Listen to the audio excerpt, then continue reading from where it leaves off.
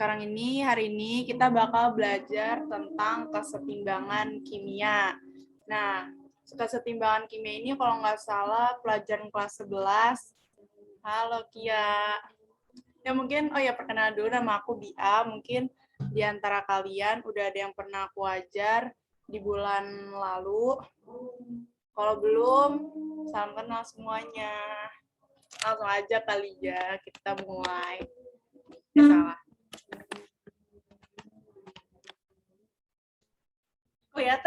Kelihatan nggak sih guys? Jelas nggak? Oke. Jadi sekarang nanti kalau misalkan suara aku kurang jelas atau koneksi aku jelek, tolong kabarin ya guys. Nah, bismillahirrahmanirrahim. Jadi sekarang kita bakal mempelajari tentang kesetimbangan kimia. Nah, sebelumnya pasti kalian udah tahu nih, kalau misalkan reaksi itu ada dua macam. Dia ada yang sifatnya reversible, ada yang irreversible. Nah, bedanya apa? Kalau si reversible ini, dia itu disebut juga sebagai reaksi bolak-balik.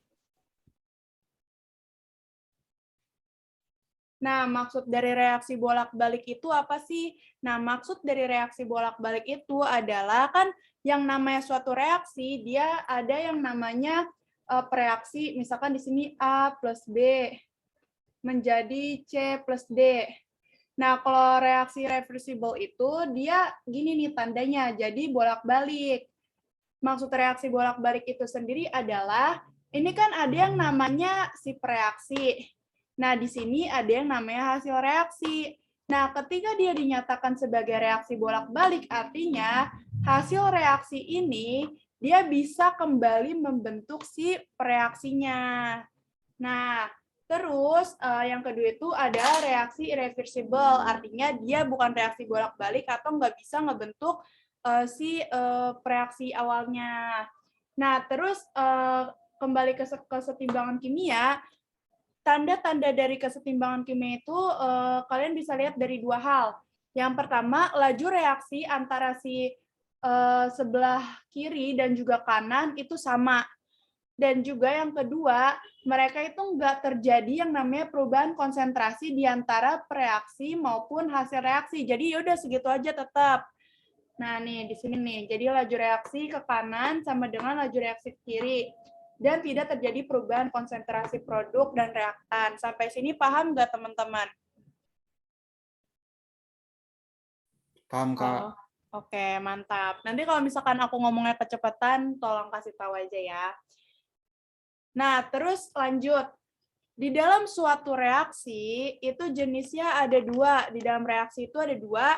Ada yang disebut sebagai reaksi homogen, dan ada yang disebut sebagai heterogen. Kalian pasti udah sering banget tuh ngedengar kata homogen, heterogen. Nah, maksudnya apa? Nah, di sini kan misalkan ada reaksi tadi. Reaksi A plus B menjadi C plus D. Nah, reaksi homogen itu misalkan dia semuanya gas, fasenya gas. Itu disebutnya namanya reaksi homogen. Tapi kalau misalkan dalam reaksi tersebut ada yang fasenya gas, terus kemudian ada yang aqueous, nah itu disebutnya sebagai reaksi heterogen atau wujudnya beda. Nah, lanjut. Kita lanjut ke tetapan kesetimbangan. Jadi kalian pasti udah sering di pelajaran kelas 11 itu kan ada materi kesetimbangan kimia. Nah, kalian mempelajari kan yang namanya tetapan kesetimbangan. Tetapan kesetimbangan ini sendiri dibagi jadi dua, yaitu ada yang disebut sebagai singkatannya KC dan juga ada KP. Nah, bedanya apa? Kalau KC ini itu kesetimbangan konsentrasi dan dia berlaku untuk fase gas maupun larutan. Maksudnya apa sih, Kak? Nih, misalkan tadi kita punya reaksi A plus B menjadi C plus D. Nah, kalau misalkan dia fasenya gas semua, atau misalkan A itu gas, B-nya itu aqueous, C-nya itu gas, D-nya itu gas. Nah, maka mereka bisa dimasukkan ke rumus KC semua. Tapi bedanya dengan KP itu apa? Kalau KP itu dia hanya berlaku untuk fase gas. Jadi nanti di reaksinya itu si apa yang Aquades itu nggak masuk ke dalam rumus KP-nya. Nah, nanti bakal kita bahas. Tapi itu intinya ya, inti perbedaannya. Nah, contoh nih ada kesetimbangan konsentrasi reaksi yang tadi. Nah, rumusnya gampang aja teman-teman. Tinggal kalian konsentrasi dari hasil reaksi dipangkatkan dengan koefisiennya nih. P, Q, R, S, ini koefisiennya per reaksi, konsentrasi reaksi dipangkatkan dengan koefisiennya. Paham? Paham, Kak. Pak, mantap. Kalau misalkan ada yang kurang paham, langsung bilang aja ya. Nah, terus sedangkan KP, nih, kita mencari dulu nih teman-teman yang namanya tekanan parsialnya. Jadi misalkan belum diketahui tekanan parsialnya, ya otomatis kita harus cari dulu. Nah, caranya apa? Di sini ada rumusnya, nih.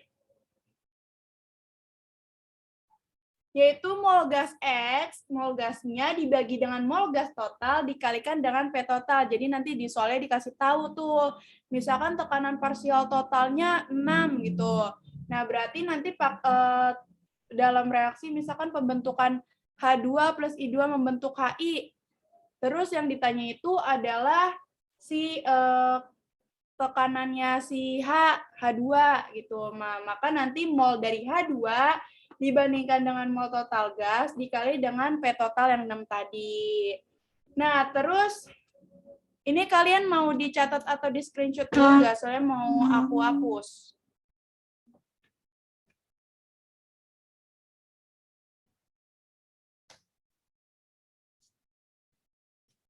Halo?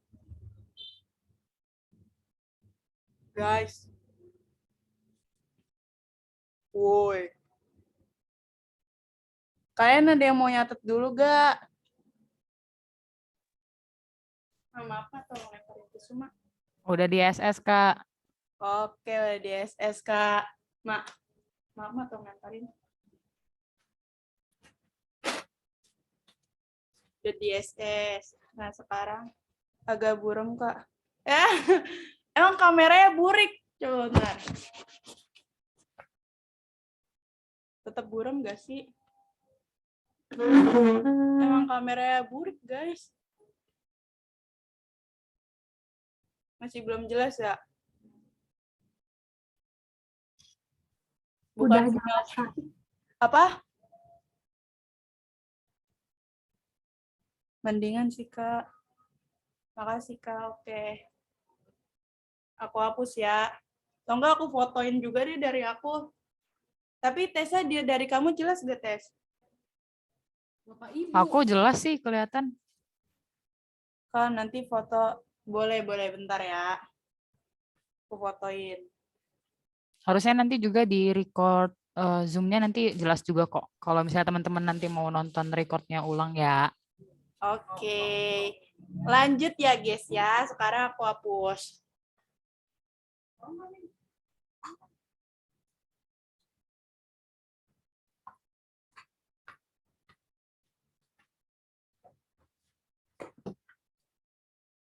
Sampai tadi ada yang mau ditanyain dulu gak? Kalau enggak kita lanjut ke rumus KP-nya dulu. Nih, jadi kan tadi aku udah jelasin tentang kalau mau nyari KP, kita harus nyari si PX-nya dulu ya. Nah, nanti kalau udah ada reaksinya, misalkan sama kayak tadi, A plus B. Nah, di sini reaksi bolak-balik C plus D, dan memiliki koefisien misalkan P, Q, R, S. Nah, maka nanti KP-nya sama dengan konsentrasi, tekanan parsial dari si yang C ini dipangkatkan dengan koefisiennya yaitu R. Nah, dikalikan dengan tekanan parsial dari D dipangkatkan dengan koefisiennya S dibagi dengan tekanan parsial A dipangkatkan dengan koefisiennya P dan dikalikan dengan tekanan parsial B dipangkatkan dengan koefisiennya Q. Nah, ini untuk si KP. Jadi sama-sama aja sebenarnya kayak KC, cuma kalau KC langsung masukin konsentrasi aja, tapi kalau KP kalian harus nyari si tekanan parsial dari masing-masing unsurnya. Oke. Nah, lanjut. Ada nih hubungan antara si KP dengan KC. Misalkan di soal itu yang diketahui cuma salah satunya aja. Nah, kan kalian mau nyari, misalkan yang diketahui KP, yang ditanyain KC. Nah, kalian gak usah ribet-ribet ngitung kayak gimana, karena mereka mempunyai hubungan yang spesial. Yaitu KP sama dengan KC dikalikan RT pangkat delta N. Nah, R kalian pasti udah tahu kan, nilainya itu 0,082. T-nya itu harus dalam Kelvin, sedangkan delta N itu merupakan selisih atau koefisien reaksi sebelah kanan dikurang koefisien reaksi kiri.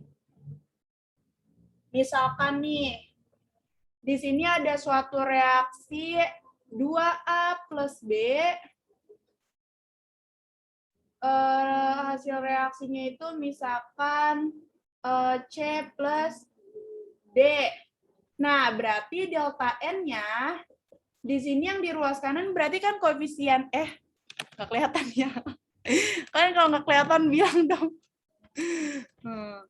Kalau di sini kan berarti koefisien C-nya 1, koefisien D-nya 1. Berarti di sebelah kanan koefisiennya ada 2. Dikurangi dengan koefisien di sebelah kiri, koefisien A-nya itu ada 2 ditambah koefisien B 1. 3. Berarti nanti delta N-nya itu min 1. Gitu paham ya teman-teman? Paham, Kak. Paham, Kak. Oke. Ini aku hapus ya.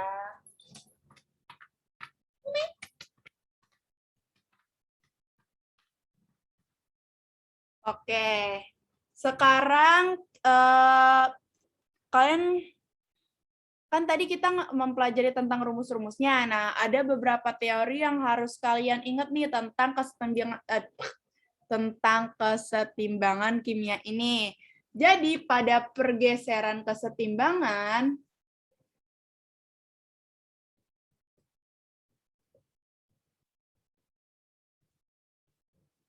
itu ada beberapa hal yang mempengaruhi. Nah, apa aja sih? Yang pertama itu ada perubahan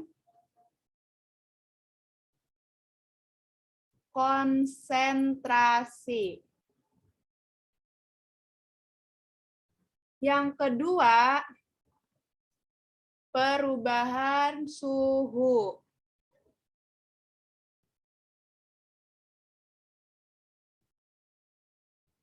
Dan yang ketiga, perubahan tekanan dan volume.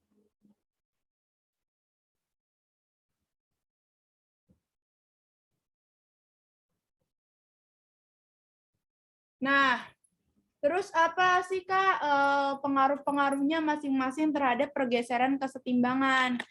Nah, jadi yang pertama di sini ada perubahan konsentrasi. Misalkan nih, di dalam suatu reaksi itu A plus B menjadi C plus D. Misalkan di sini tadi ya konsentrasinya sama-sama 1 gitu. Tiba-tiba si A ini dia ditambah nih, jadi 2 konsentrasinya. Nah, maka pergeserannya itu akan ke arah yang berlawanan dengan yang ditambahkan konsentrasinya.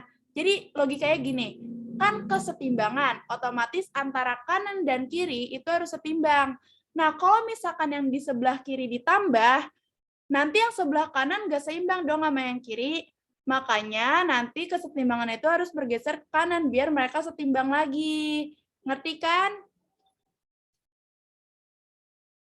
Ngerti dong, ya kan Meli? Ya Mel ya. Ngerti Kak? Oke, mantap. Jadi kalau misalkan aku tulis deh. Misalkan salah satu konsentrasi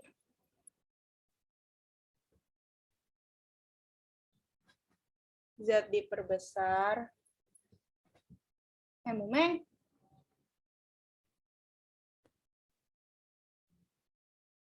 Reaksi akan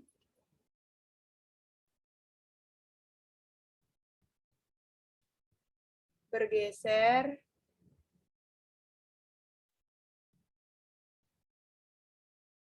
dari arah tersebut.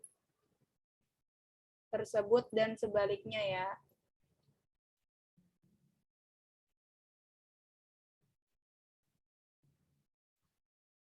Nah, terus yang kedua, perubahan suhu.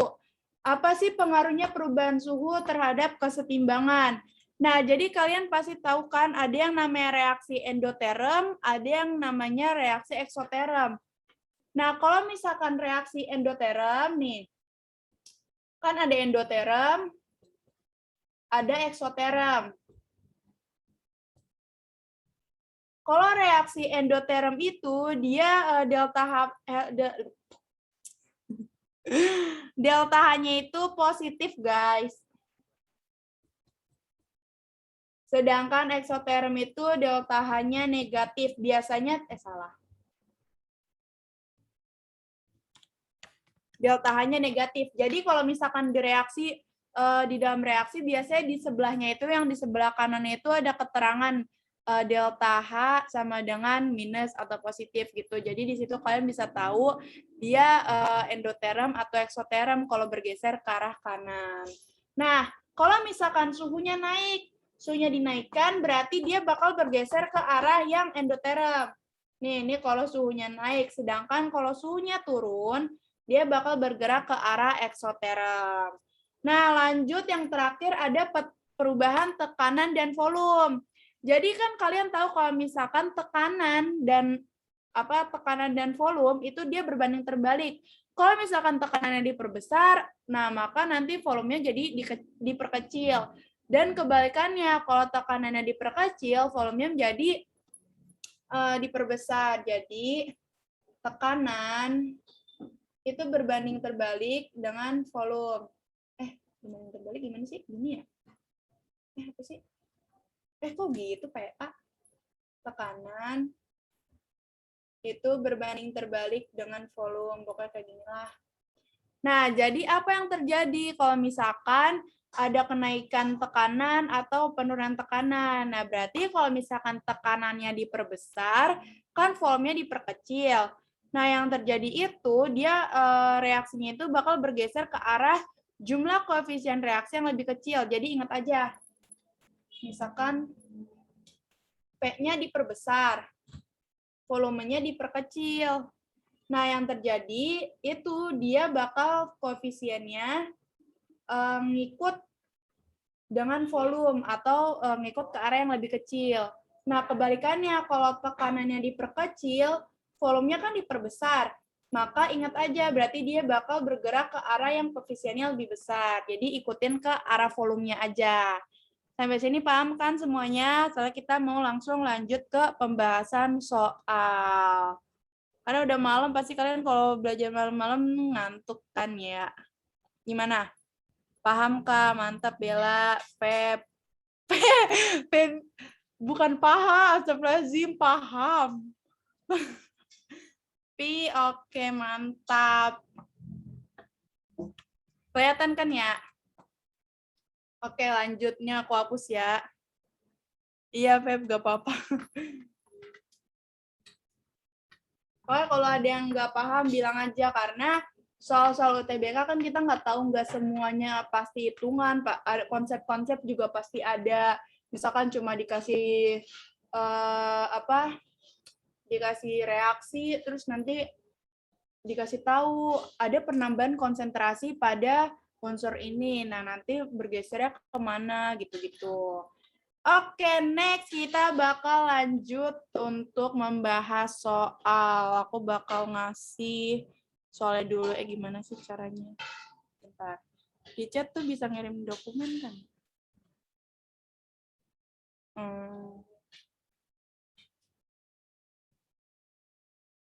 Sabar ya teman-teman. Tuh aku, kok error? Kok error sih? Nggak bisa kirim. Because it's minus. Oh, bentar.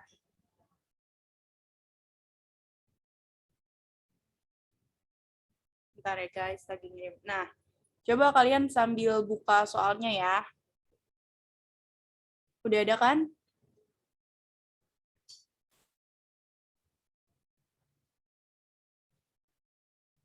Dia mau ngirim soal. Itu tadi nomor 1 yang mana guys? Foto yang pertama yang mana? Aku lupa sendiri.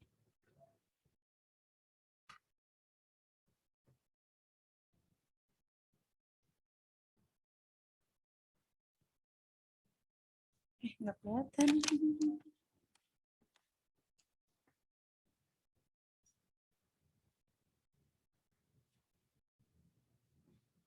Di situ ada soal yang ini kan sejumlah 0,0348 molar. Kita bahas yang itu dulu ya guys. Salah. Oke, jadi di sini di soal yang keberapa di situ aku nggak tahu. Jadi sekarang kita bakal bahas 3 soal aja. Jadi ada soal yang mencari KC, kesetimbangan konsentrasi, ada yang mencari kesetimbangan tekanan, ada juga kayak campuran gitu. Ya Allah, Mimi. Amin. Oke, lanjut. Jadi soal yang pertama ini diketahui nih kalau misalkan ada suatu reaksi COCl2 fasenya gas, reaksi bolak-balik jadi CO fase gas plus Cl2. Nah, dia bilang kalau misalkan sejumlah 0,0348 molar gas COCl2 dalam wadah tertutup dan temperatur tertentu mengalami disosiasi menurut kesetimbangan berikut. Jika pada keadaan setimbang terdapat gas CO sebanyak 0,032 molar, maka harga apa? Harga KC adalah berarti ini di sini kita pakai MRS. Mula-mula reaksi setimbang. Dia bilang kalau misalkan pada keadaan setimbang itu ada 0,0232 molar gas CO. 0,0232. Nah, terus di sini ada 0,0348.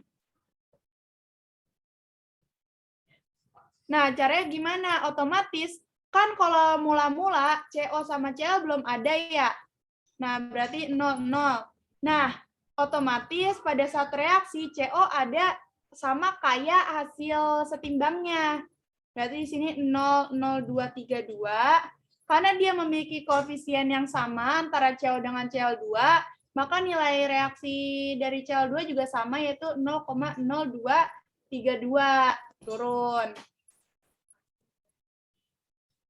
Nah, di sini COCl2 juga memiliki koefisien yang sama, 1 juga. Otomatis besarnya reaksi juga sama, tulis 0,0232. Nah, setimbangnya ini tinggal dikurangi nih mula-mula sama reaksinya, berarti 6, 1, 1, 0,0. Jadi di keadaan setimbang ini terdapat 0,0116 molar COCl2. Nah, yang ditanya adalah harga KC. Nah, karena yang ditanya itu adalah KC, gimana ya? Ini deh. Karena yang ditanya itu adalah si KC, yaudah kita lihat nih yang disetimbang. Kan berarti kita kalau udah fokusnya ke sini ya, yang setimbang aja, yang atasnya biarin aja. Berarti konsentrasi dari CO koefisiennya pangkatnya kan 1, jadi nggak usah ditulis. Dikalikan dengan konsentrasi Cl2 dibagi dengan konsentrasi dari reaksinya yaitu COCl2. Astagfirullah. Nah, koefisiennya kan 1 semua, jadi pangkatnya 1 semua, nggak usah ditulis. Nah, berarti masukin deh konsentrasi CO-nya tadi yang udah ditemukan 0,0232. 0,0232 dikalikan dengan konsentrasi Cl2 sama 0,0232 per konsentrasi COCl2 pada saat keadaan setimbang yaitu 0,0116. Nah, nanti ketemu hasilnya itu 4,64 dikali 10 pangkat min 2. Nah, nyampe sini paham? Ada yang ini galang-galang kayak kurang ngerti gitu gak?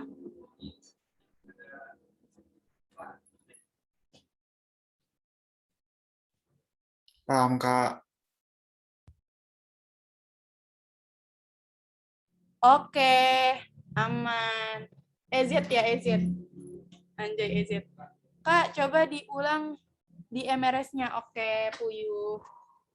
Jadi kan gini, di soalnya nih, kamu sambil baca soalnya ya, dia bilang, pada keadaan setimbang, terdapat gas CO sebanyak 0,0232 molar. Nah, MRS, M itu mula-mula, ya Allah. M itu mula-mula, R itu pada keadaan reaksi, dan S itu pada saat keadaan setimbang. Nah, karena dia bilang si CO-nya pada keadaan setimbang, kamu langsung tulis aja nih di yang sebaris sama setimbang CO 0,0232. Udah, sampai sini. Nah, yang namanya suatu reaksi, itu dia mula-mula nggak mungkin udah diketahui dong reaksinya berapa molar. Makanya kalau misalkan hasil reaksi itu dalam suatu reaksi mula-mulanya 0 atau kalian biasa ditulisnya strip gini, nggak ada. Karena pasti yang diketahui baru si reaksinya aja. Paham kan? Nah, Kak, maaf boleh kirim soalnya gak di aku tiba-tiba. Oke, bentar. Bentar ya teman-teman, kita tunggu Afifah dulu, aku mau kirim ulang. Mana ya? Apa sih lebay? Beliin es. Udah ya, Viva, udah aku kirim ke kamu. Nah, sama-sama. Nah, next. Tadi kan udah nih, kamu tahu kenapa ini kosong, kenapa ini, kenapa ini di sini. Nah, selanjutnya logikanya gini. Kalau misalkan di setimbang dia ada nilainya 0,0232, otomatis yang atasnya sama dong.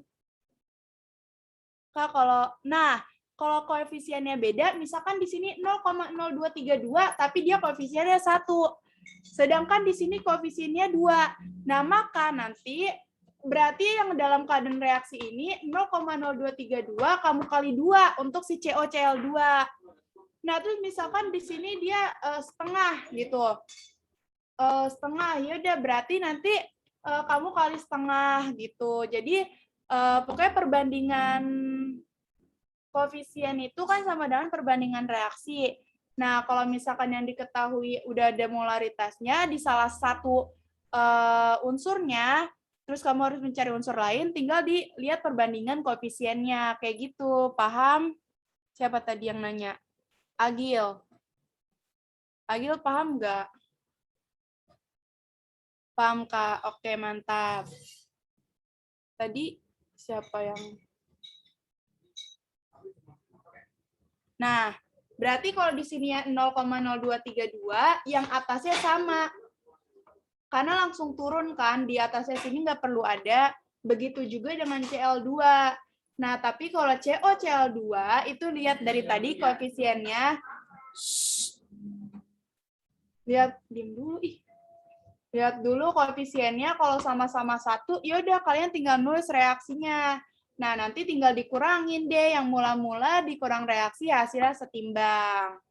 Kak, maaf itu kenapa bawahnya CO2 0,0. Nah, tadi yang tadi udah ditanyain kayak Agil, siapa tadi, maaf kalau namanya salah.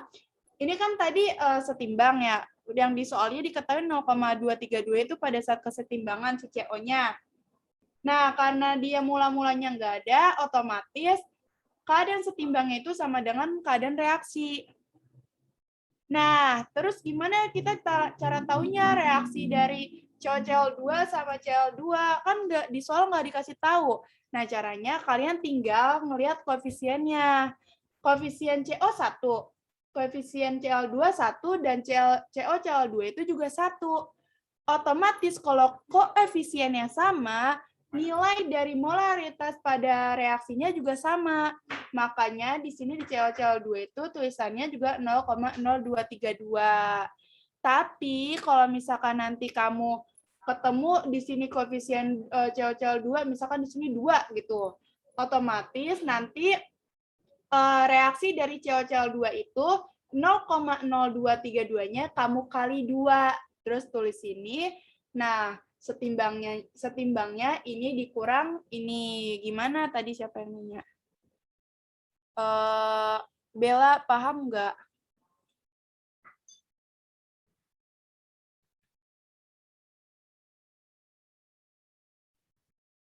Paham, Kak. Terima kasih. Oke, sama-sama, Bella. Nah, gimana yang lain? Udah pada paham semua kan? Berarti tadi hasil jawabannya itu yang 4,4 kali 10 pangkat min 2. Jadi pokoknya nanti kalau kalian, nah konsep ini MRS, reaksi ini, pokoknya kalian harus latihan, sering latihan, karena menurut aku ini yang paling berguna gitu. Kalian lihat soal di mana ya? Lihat soal yang tadi aku udah kirim. Ada gak? Bentar. Atau kamu nanya aku ngambil soal dari mana? Bentar, Puyo.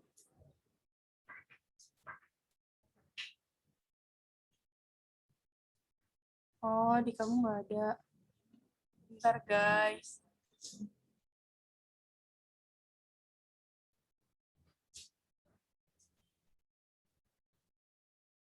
Nih, aku kirim. Maaf, Kak, dia. Iya. Tuh. Janjian tadi aku ini ya. DM lagi. Udah ada belum? Udah ada semua kan ya? Coba. Belum kah? Serius? Tapi udah Astagfirullahaladzim. Serius kah? Ada gak di kamu? Ada, kalau di aku ada. Apa aku bikin ini aja ya? Aku bikin di Google Drive, nanti teman-teman masuk dari ini ya. Iya. Apa sih, teman-teman buka linknya, gitu aja kali ya? Udah, aku udah, Kak. Iya, udah. Oh, udah. Enggak, maksudnya aku ini aja ngomong, udah ke everyone belum, Kak? Udah kok. Oh, oke. Tolong ya, Bentar. tes. Aku emang baik banget sih. Parah sih. Oke, sambil nunggu. Soalnya ada di situ semua, guys. Jadi Kak Tessa mohon ya. Hari ini kita cuma bahas 3 soal sih, guys. Satunya ini. Soalnya yang ketiganya itu, soal yang ketiga lumayan panjang. Tapi kalau soal buat kesetimbangan reaksi tuh intinya itu aja sih. Jadi kalian harus tahu tadi yang udah aku jelasin, kalau misalkan apa-apa saja sih yang mempengaruhi kesetimbangan reaksi. Tadi ada suhu, terus ada tekanan dan volume, terus juga ada konsentrasi. Coba teman-teman dibuka dulu yang dikasih Kak Tessa. Makasih Kak Tessa. Udah bisa belum? Kalau bisa, aku mau lanjut ke soal yang kedua.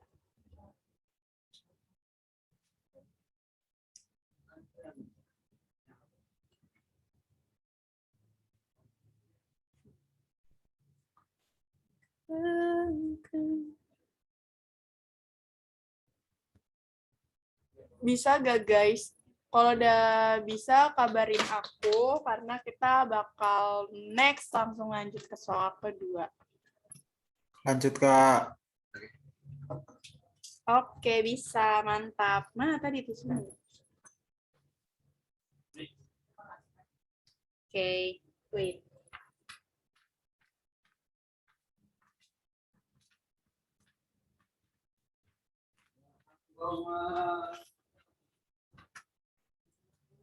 Oke. Soal kedua di situ ada yang pada suhu 27 derajat Celcius. Bentar, aku arahin ke sini dulu.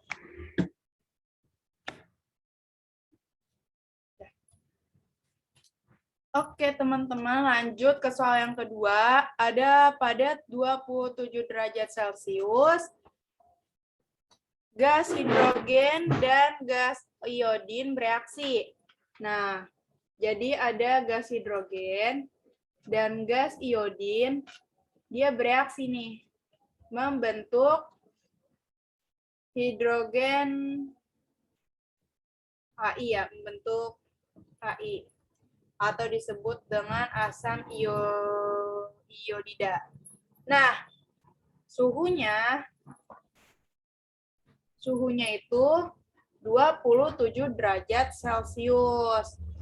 Dia bilang nih, kalau misalkan gas hidrogen dan gas iodin direaksikan berturut-turut sebanyak 6 mol dan 4 mol. Jika pada sistem kesetimbangan terdapat asam iodida sebanyak 4 mol, maka tetapan kesetimbangan Kp untuk reaksi tersebut. Jadi tadi kita nyari Kc, sekarang kita suruh nyari Kp-nya. Nah, teman-teman, ini soalnya sama kayak tadi sebenarnya. Yang kalian harus lakuin itu adalah membuat MRS, mula-mula reaksi setimbang. Oke. Di sini ada mula-mula, ada reaksi, ada setimbang. Nah, tadi dia bilang di soalnya gas hidrogen, gas iodin yang direaksikan berturut-turut ada 6 mol dan 4 mol. Berarti yang direaksikan itu pada saat apa? Kita dulu guys. Gas hidrogen dan gas iodin yang direaksikan masing-masing 6 dan 4 mol. Ya, jadi di sini mula-mula gas hidrogennya ada 6 mol, terus iodinnya ada 4. Nah, ini karena dia hasil reaksi berarti mula-mula kan dia nggak ada. Terus dia bilang, pada sistem kesetimbangan terdapat asam iodida sebanyak 4 mol. Pada saat kesetimbangan terdapat asam iodida sebanyak 4 mol. Nah, ini tuh pakai konsep yang tadi aku bilang. Kalau misalkan ini koefisiennya udah beda nih guys. Di sini 2, sini 1, sini 1, berarti kita menggunakan perbandingan koefisien untuk mencari berapa sih yang bereaksi pada hidrogen maupun iodida. Langsung aja, berarti ini sama. Kalau di sini setimbangnya 4, berarti di reaksinya juga 4.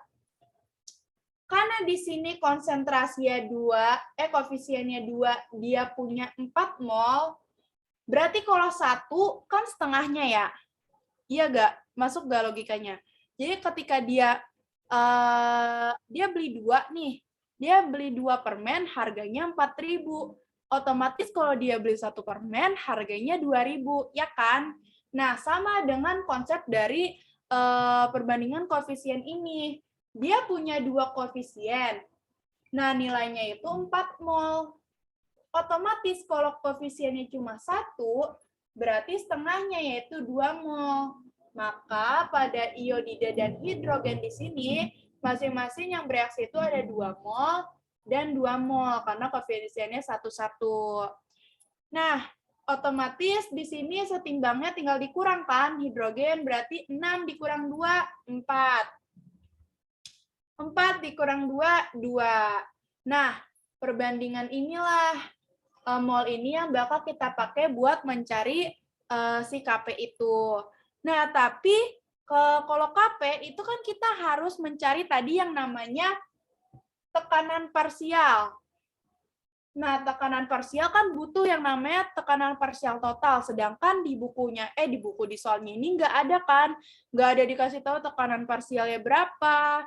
Terus, jadi kita harus kayak gimana? Nah, kita pakai konsep hubungan antara KP dan juga KC yang tadi aku bilang, di mana KP sama dengan KC dikalikan RT dipangkatkan dengan delta N. Nah, berarti yang sekarang harus kita cari terlebih dahulu adalah si KC-nya. Nih, ingetin ya, pada keadaan ketimbang 4, 2, 4. Mau aku hapus dulu ya, teman-teman.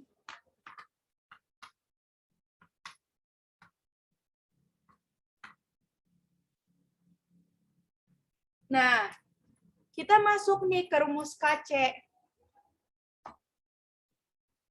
Tapi kan yang dibutuhin sama KC berarti konsentrasi HI dipangkatkan koefisiennya ada 2 per konsentrasi dari H2 dikalikan dengan konsentrasi dari I2. Yang dia butuh konsentrasi, bukan mol. Sedangkan tadi yang diketahui mol kan, H2 dalam keadaan setimbang tadi ada 4 mol, 4, I2-nya 2, HI-nya 4. Nah, di soalnya ada ada volume, berarti kita bisa cari nih masing-masing konsentrasinya. Berarti konsentrasi dari H2 kan molaritas itu sama dengan mol per volume ya. Nih, masukin berarti H2 4 dibagi volumenya ada 2. Sama dengan 2. Nah, untuk HI berarti 4 dibagi dengan volumenya 2 juga, berarti 2. Dan yang terakhir ada I2, konsentrasi 2, itu 2 dibagi dengan 2, yaitu 1. Nah, masukin deh konsentrasinya ini ke dalam rumus si KC. Berarti KC-nya itu sama dengan konsentrasi HI tadi 2. Berarti 2 dikuadratkan. Dibagi dengan konsentrasi H2, HI 2, konsentrasi H2-nya 2, dikalikan dengan konsentrasi I2-nya itu 1. Berarti sama aja 4 dibagi 2, sama dengan 2. Kita nemu si KC-nya. Nah, yang ditanya adalah KP, berarti tinggal kita turunin, kita masukin ke dalam rumus KP ini. KP sama dengan KC, 2 dikali R-nya, R itu ketetapan ya, jangan lupa 0,082. Tapi di soalnya dia mintanya cuma 0,08 ya, R ya, berarti 0,08. T-nya tadi 27 derajat Celcius. Nah, ingat harus dalam bentuk Kelvin. Berarti 27 ditambah 273. Berapa? 273, 300. 300 pangkat delta N. Delta N jangan lupa tadi selisih koefisien antara ruas kanan dan ruas kiri. Di sini koefisiennya 2, di ruas kanan ada 2. Nih delta N-nya. Delta N-nya berarti 2 dikurangi dengan jumlah koefisien di kiri ada 1 tambah 1, 2. Berarti delta N-nya sama dengan 0. Nih delta N-nya sama dengan 0. Nah, berarti ini pangkat 0. Semua yang dipangkatin 0 hasilnya kan 1. Maka KP-nya sama dengan 2 kali 1, yaitu 2. Nah, ketemu deh KP-nya 2. Gimana? Sampai sini paham nggak? Ada yang mau ditanyain nih? Atau tadi ada yang kecepatan, Kak? Kurang jelas, Kak? Gitu. Nggak jelas tulisannya, Kak. Emang kalau aku nulisnya selalu berantakan gini, jadi mohon dimaklumi ya, guys, ya. Kalau kalian ada yang biasa nulis rapi gitu. Gimana teman-teman? Apakah ada yang mau ditanyakan? Apakah ada yang kurang jelas? Apa sudah jelas banget, Kak? Gitu. Delta N-nya, Kak. Delta N-nya, tadi melamun. Oke. Jadi, nih, kalau dalam kesetimbangan kimia, itu kita butuh delta N. Misalkan di sini A plus B, reaksi bolak-balik C plus D. Delta N itu adalah koefisien dari hasil reaksi dikurangi dengan koefisien reaksi. Nah, kamu lihat kalau kayak gini kan reaksi kimianya H2 plus I2 menjadi reaksi bolak-balik 2HI1. Nah, koefisien HI-nya itu atau asam iodidanya kan 2. Berarti delta N-nya koefisien hasil reaksinya 2. Dikurangi dengan koefisien reaksi atau yang di sebelah kiri. Kan ada 2 unsur, berarti 1 tambah 1, 2. Ya kan? Berarti delta N-nya 2 kurang 2, 0. Gitu. Gimana? Tadi yang nanya udah paham? Paham, Kak? Mantap. Yang lain apakah ada yang mau ditanyakan?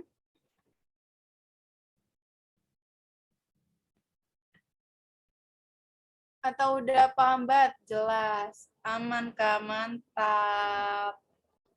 Siap. Nah, kalau udah aku hapus. Mantap. Hapus ya, guys.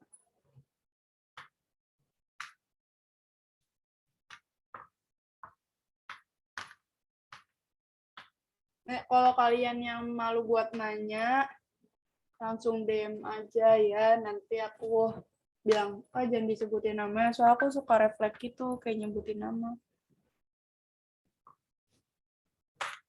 Oke deh, kita lanjut ke soal yang ketiga. Di soal yang ketiga, nih guys, biasanya soal yang ketiga ini yang pada temperatur tertentu, bla bla bla, itu kalian harus menguji satu-satu. Emang lumayan lama, cuma kalau kalian udah paham konsepnya, insya Allah cepat. Oke, kalian sambil baca soalnya ya. Pada temperatur tertentu, dalam wadah tertutup bervolume 1 liter, terdapat sistem kesetimbangan, yaitu N2 dengan fasenya gas, ditambah dengan 3H2, fasenya juga gas, reaksi bolak-balik, 2NH3, fasenya gas. Nah, pada kondisi kesetimbangan, konsentrasi NH3-nya itu konsentrasi NH3-nya ada 2 molar, konsentrasi dari N2 2 molar,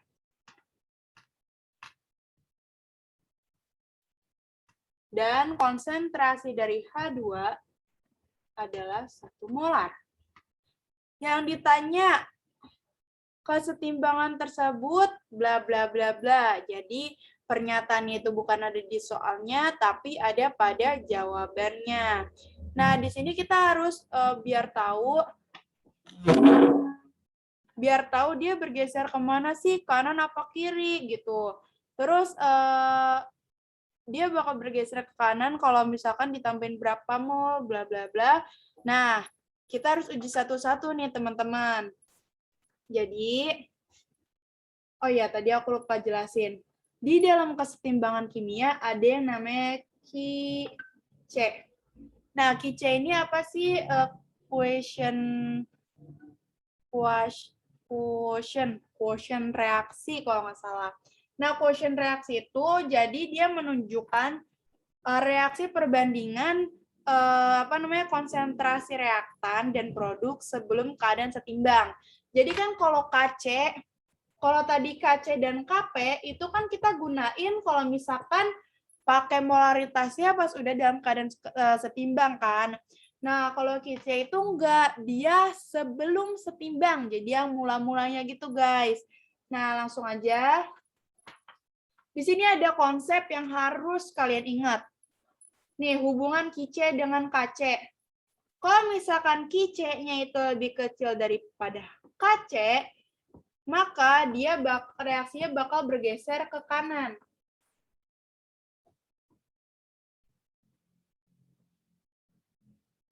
Ke kanan. Kalau misalkan QC-nya lebih besar daripada KC, dia bakal geser ke kiri. Tapi kalau misalkan antara QC sama dengan KC, ya udah dia nggak geser kemana-mana atau tetap. Jadi kalian ingatnya gini aja, kanan atau kirinya itu dilihat dari KC-nya. Oh, KC-nya lebih besar berarti dia kanan, KC-nya lebih kecil berarti dia kiri. Gitu. Nih, ini kalian ingat-ingat ya, catat. Kalau udah paham konsep ini, maka kita bisa ngerjain nih soal yang ini.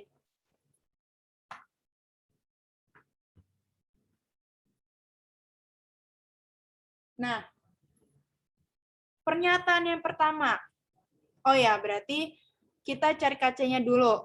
Karena nanti yang berubah-ubah di ABC-nya itu adalah QC. Berarti yang pertama-tama kita harus mencari KC, kesetimbangan konsentrasi.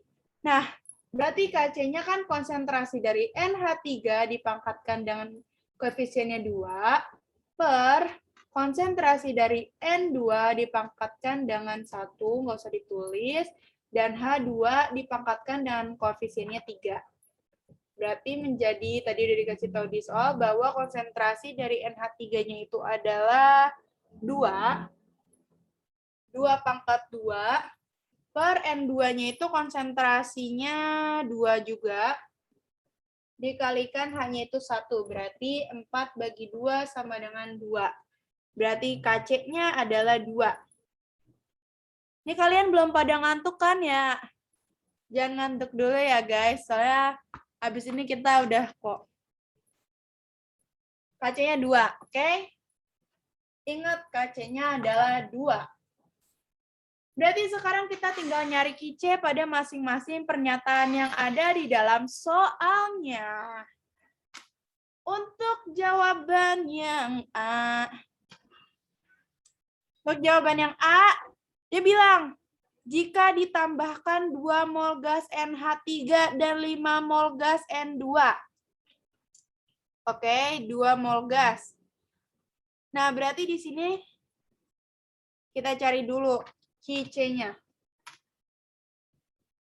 QC-nya karena QC-nya itu rumusnya sama kayak KC, otomatis yang kita perlukan juga molaritasnya kan. Nih, N2. Dulu. Berarti kan kayak gini.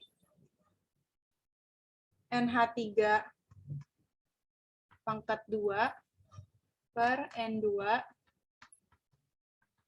H2 dipangkatkan koefisiennya 3. Nah, kita harus nyari si konsentrasinya dulu.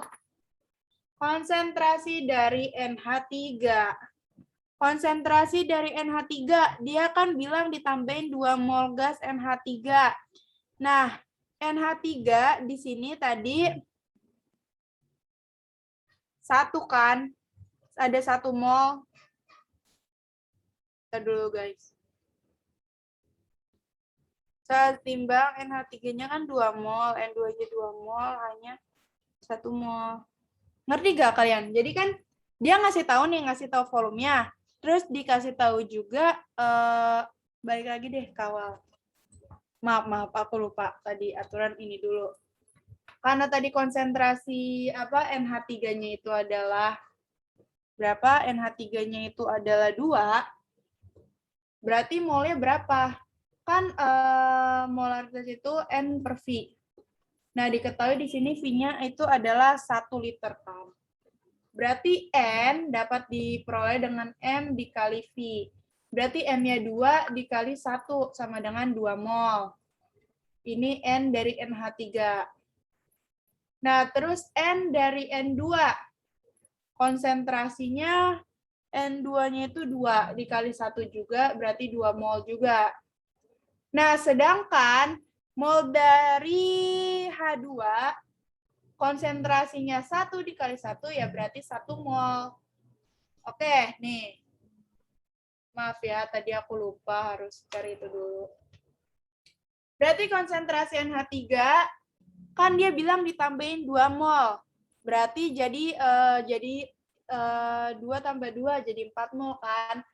Nah, berarti konsentrasinya 4 dibagi volume, mol dibagi volume 4. Nah, terus konsentrasi N2-nya itu N2-nya ditambah enggak? N2-nya ditambah 5 mol, berarti 5 ditambah awal tambah 2, 7. 7 dibagi 1, 7. Nah, konsentrasi H2-nya nggak berubah karena dia nggak ditambah sama sekali kan. Tetap berapa? Tetap 1. Nah, masukin deh ke sini. Berarti NH3 4 dipangkatkan 2 dibagikan dengan N2-nya 7 dikalikan 1. 16/7. Nah, benar gak nih 16/7 itu dia lihat lebih besar gak dari KC-nya tadi berapa sih? KC-nya tadi berapa ya guys? KC, astagfirullahaladzim. Error. KC. KC-nya tadi kita nemu 2 ya. KC-nya 2. KC-nya 2. KC yang pertama 16/7. Nah, 16/7 itu kan 2 koma. Berarti si KC, ya benar. Berarti si KC-nya itu lebih besar daripada KC. Nah, tadi kalau KC-nya lebih besar daripada KC apa? Dia bergeser ke kanan kah? Ke kiri kah? Ada yang masih inget nggak? Dia geser kemana tuh? Ke kiri. Nah, pinter. Mantap. Dia bergeser ke kiri. Berarti pernyataan A salah. Ya, makasih yang udah jawab. Berarti pernyataan yang A salah kalau misalkan dia bergeser ke kanan jika ditambahin 2 mol NH3 dan 5 mol gas N2. Nah, nyampe sini paham kan guys? Biar kita konsep ke buat B, C, D, E. Kita nggak usah nyari semuanya, sampai cari yang ketemu aja. Misalkan di B udah ketemu, berarti kita sampai B aja. Tapi yang penting sampai sini kalian paham nggak? Atau kok tadi kecepatan gitu? Paham, mantap. Jadi intinya aku ulang sedikit, kalau ada soal kayak gini, yang pertama kita harus cari KC-nya, karena KC-nya itu bakal jadi pembanding buat KC-KC-nya. Biar bisa tahu kira-kira KC-nya itu bakal lebih kecil, lebih besar, atau sama dengan KC-nya. Terus samain sama pernyataan yang ada, oh dia geser ke kanan, tapi padahal KC-nya itu lebih besar, berarti kan salah. Gitu ya guys ya. Oke, next. Di yang A belum ketemu nih gitu. Coba kita cari yang B. Yang B sama kayak tadi. Dia tapi bilang kalau misalkan ditambahin 2 mol NH3, berarti NH3-nya 2 ditambahin 2, konsentrasi NH3-nya. Jadi kan awalnya 2 ditambah 2, 4 dibagi volumenya 1, jadi ada 4. Terus konsentrasi apalagi yang ditambahin N2. Konsentrasi N2 ditambahin 4. Nah, awalnya ada 2, berarti 6. 6 bagi 1, 6, dan H2-nya sama. Berarti rumusnya kayak tadi, tetap berarti NH3-nya 4 dipangkatkan dengan koefisiennya 2, dibagi dengan N2-nya 6, pangkat 1, 6 tetap, dikali H2-nya 1 pangkat 3. Tetap. Jadi 16/6. Nah, 16/6 itu sekitar 2 komaan juga kan? 2 komaan juga. Berarti KC-nya ini lebih besar juga daripada KC, sama-sama bergeser ke kiri. Oh, berarti yang B juga salah gitu. Nah, berarti kita lanjut ke yang C. Emang kalau soal kayak gini kan harus sabar dan harus cepat kerjanya guys. Ini karena kita lagi belajar jadi harus pelan-pelan, oke? Yang ketiga dia bilang kalau misalkan NH3-nya ditambah. NH3-nya ditambah berarti konsentrasi NH3-nya menjadi mol awalnya kan 2, dia ditambahin 1, berarti 3 dibagi volumenya 1, berarti ada 3 molar. Konsentrasi N2-nya nambah 2, berarti 2 tambah 2, 4, dibagi volumenya 1, 4. Dan H2-nya tetap. Nah, masukin ke rumus KC-nya yang tadi RH3 dipangkatin 2/4 dikalikan 1/31, jadi 9/4. 9/4 itu kan 1 koma. 2 koma. 2 koma. Nah, otomatis si KC-nya lebih besar daripada KC. Dan dia benar kalau misalkan dia bergeser ke kiri, maka jawabannya yang benar adalah yang C. Nah, sampai sini. Jadi aturan sampai jam 9. Tapi kalau kebanyakan soal takutnya kalian puyeng alasan. Oke, gimana guys? Sampai sini ada yang mau ditanyain nggak? Apa udah, wah paham banget nih Kak, aku kalau ngerjain soal pasti bisa gitu. Sebenarnya soal buat rasa timbangan. Bentar.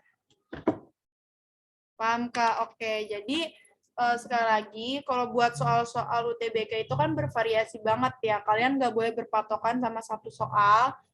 Kayak Kak Tessa, aku udah sampai sini aja latihan soalnya. Mungkin yang tadi balik lagi, ada beberapa konsep yang harus kalian ingat, mulai dari apa saja mempengaruhi kesetimbangan kimia, terus rumusnya apa, KC dengan KP, terus hubungannya apa, tadi yang KP sama dengan KC kali RT pangkat delta N. Terus delta N itu apa gitu, jangan sampai lupa hal-hal kecil yang kayak gitu ya guys. Terus macam-macam soalnya juga banyak. Biasanya ada suatu reaksi, nanti dia bilang konsentrasi A itu ditambah, terus suhunya dinaikkan, terus nanti bakal bergeser kemana, itu juga kemungkinan soal kayak gitu banyak. Jadi kalian banyak-banyak latihan soal juga, dan berusaha cepet ngerjainnya kayak soal kayak tadi nih kalau dipikir-pikir kayak, iya harus cek satu-satu Kak, gitu, nanti lama. Nah, kalau soal UTBK itu kalau kalian ngerasa, ini pasti caranya panjang, langsung lewat dulu aja ke soal-soal yang lebih gampang, yang sekiranya kalian lebih cepat buat ngerjain gitu. Sampai sini ada yang mau ditanyakan? Jadi nanya Kak, kalau latihan soal kimia bisa di mana ya Kak? Nah, kalau misalkan kamu nanti kamu punya buku latihan soal gak, kayak misalkan Wangsit atau The King atau banyak banget, kamu ketik aja di Google misalkan soal kimia UTBK tahun segini. Nah, kalian juga bisa latihan dari soal-soal tahun-tahun lalu, karena kalau kimia menurut aku itu yang nggak paling besar perubahannya. Kalau fisika, matematika itu mungkin perubahan soalnya bisa signifikan banget, tapi kalau kimia nggak. Iya, aku SBMPTN.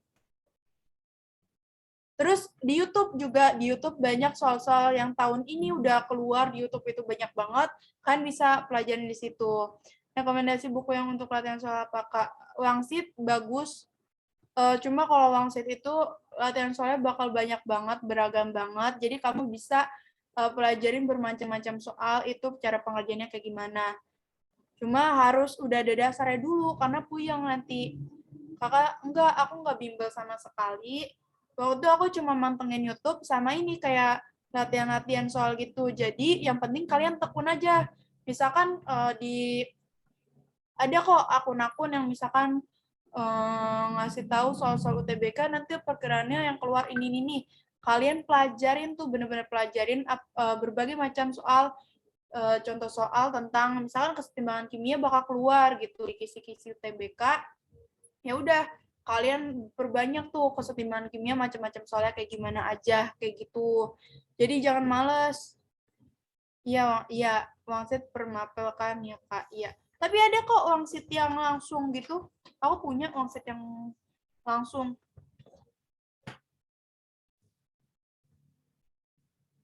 Kalau wangsit yang langsung itu ada ininya, ada materinya. Jadi kan kalau per mapel itu cuma latihan soal pembahasan. Ada sih materinya, cuma menurut aku kurang. Nah, kalau wangsit yang langsung itu ada ini pembahasannya enak gitu. Waktu itu beli di Gramedia. Kalau permapel materinya, iya benar, Agil. Permapel materinya emang dikit banget.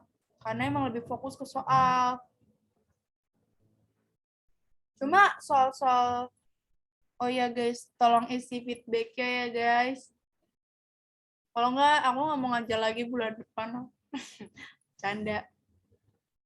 Makasih Kak Tessa.